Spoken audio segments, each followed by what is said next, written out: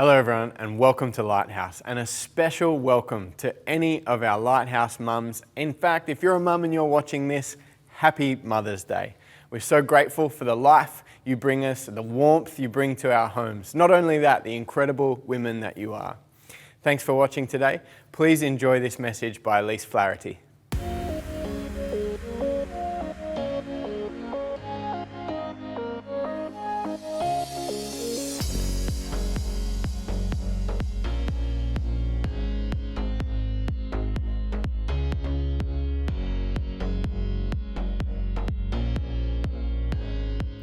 Over the last few months, I became a crazy plant lady. It all started after we'd bought a fire pit that we had to return, and instead of going and getting a new one, I accidentally came home with 4 brand new plants with beautiful pots to put them in. I love plants, I love everything about them. I love the way they make a space feel, I love the look of them, but I also realised that plants actually take a bit of work to keep them healthy and to keep them in full bloom. And today I want to speak to us about what it means for us to be in full bloom and to be in our best health. And actually to do that, it means that we need to be nourished by God, we need to find ourselves in a faith community, and we need to find ourselves empowered in our story. So I admit that I'm a crazy plant lady, but I also have something else to confess. I fail the plant community. I'm not very good at actually following through with the care that comes with pot plants. We bought an IKEA fiddle leaf and it was a beautiful plant that we'd got when we bought our cushions and our rugs, and we came home with a lovely fiddle leaf. But actually that fiddle leaf quickly died. I'd put it in the wrong spot in the house and I forgot to look after it. So I gave up on it pretty quickly. When it started to die, I just thought, oh, that's all right, I'll put it outside. But my secret weapon, Andy, my husband, came along, and he actually really cares about plants. He knows the right conditions that they need, and he knows how to look after them. And he came back to that fiddle leaf and he replanted it, and he put it in the right position in our place that would get the sunlight. He remembered to water it, he looked after it. He knew the nourishment that this plant needed. And actually, in order for us to be in full health, we need to be well nourished. And I want to read to you what nourishment means. Nourishment is the food that you are given that helps with growth, health, and good condition. And actually, we need good nourishment for our soul in order for us to be our most healthy and for us to be in full bloom. In John 15, Jesus talks about another type of plant that was well nourished. He talks about the grapevine. It says in John 15, verses 1 to 8, "I am the true grapevine, and my Father is the gardener. He cuts off every branch of mine that doesn't produce fruit, and he prunes the branches that do bear fruit, so they will produce even more. You have already been pruned and purified by the message I have given you. Remain in me, and I will remain in you. For a branch cannot produce fruit if it is severed from the vine, and you cannot be fruitful unless you remain in me." I want to pause there on that word remain. It's a very strong command, isn't it? To remain. To remain actually means to continue to exist, especially after other similar people or things have ceased to do so. To continue to remain is to stay in that strongest kind of love, that deepest nourishment that we can find. It continues in John 15, verses 1 to 8, says, "Yes, I am the vine and you are the branches. Those who remain in me and I in them will produce much fruit. Apart from me, you can do nothing. Anyone who does not remain in me is thrown away like a useless branch and withers. Such branches are gathered into a pile to be burned.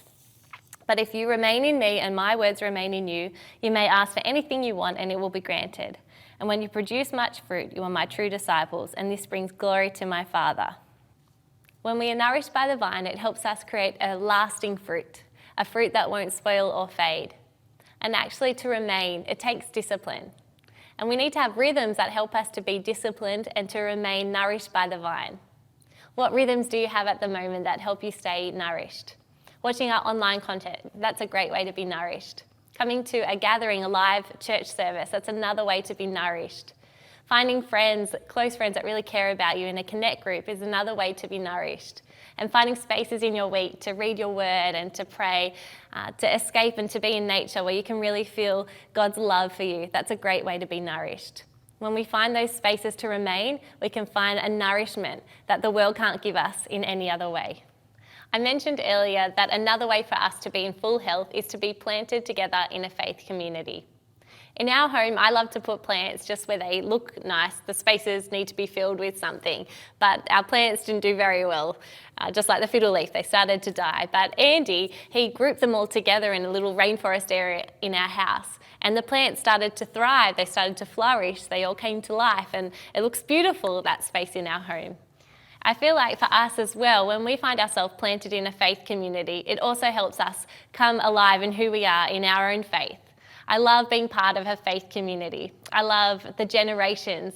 I love looking up and seeing people that can speak into my life, that can help me with my parenting and help me with my faith. I love looking out and having friends that encourage me in where I'm at and in my faith journey, but also in who I am and can speak into me. And I love looking down, and I love seeing the way that I can pass on wisdom to the next generation and the way that I can help them grow in their faith and grow in who God's called them to be. There's something really powerful about coming together and doing journey in our faith together as a community. When we are well nourished and we find ourselves planted in community, we can be empowered in our story. In John 15 verse 16, it goes on to say, "You didn't choose me, I chose you.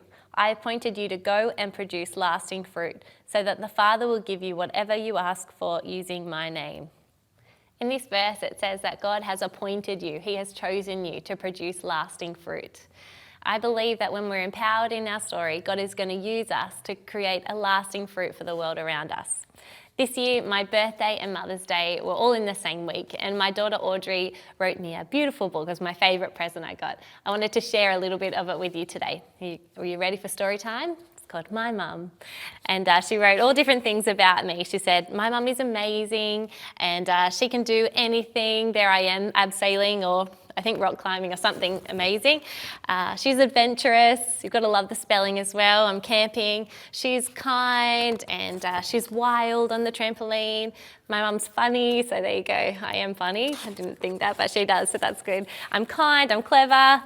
I'll fast forward. At the end, my favourite part was she said, "I love my mum because she's amazing and she is powerful." And when I read that page, I actually teared up, and I think it's because we don't always think of ourselves as powerful. When we hear the word powerful, we think people with status, we think of people with money. But my daughter, she said that I was powerful, and it made me rethink what power is. And when my daughter says it about me, I understand that the things that we love to do together, like going camping and being adventurous, and the way she sees me being kind to others, that they're the things that are actually powerful. And I believe when we walk in the strengths and the gifts and the talents that God has for us, and we walk in the journey that He has planned for us, that other people around us will see us as powerful, and that we will be able to empower others when we're walking in the calling that He has for us. My prayer for you today is that as you stand healthy, nourished, in community, empowered in your story, that you won't just find yourself healthy for one season, but actually you'll be in bloom season after season in all that God has for you. Let me pray for you today. God, I just thank you for everybody listening and watching today. God, I pray for those people today that might be feeling tired, that might not be feeling like they are in their full health. God, I pray that today that they will know that there is a God that loves them and that cares for them. I pray, God, that you'll bring peace, God. I pray that you'll bring nourishment, God, for people today. I thank you for those that are in a season of health, and I pray that they will continue to feel empowered and encouraged in who you have called them to be. I pray that today that everybody listening will know that there is a big story for them, and that you care for them, and that you love them, and that you have a big plan for them. In Jesus' name, amen. What an awesome message. Here at Lighthouse, we do more than just content. We are a community, and we would love to connect with you. So please jump on the website, click the connect button, and one of our team will be in touch with you as soon as we can. We are a praying kind of people here at Lighthouse. It's our language of hope, and we would love to be able to be praying for you and your family. Jump on the website, click the connect button, and let us know how we can be praying for you. Thank you to all of our regular givers here at Lighthouse. Your generosity powers what we do. We'd love to invite you to join our community of givers. You can do that by following the on-screen prompts. Lighthouse Youth is back on for term 2, and there's no better place for your young person to be than around a group of like-minded people that believe in the difference that Jesus makes in their life. Check out the socials for details. Parents, you are the best people in your kids' life to set up their foundations of faith. We want to empower you to do that.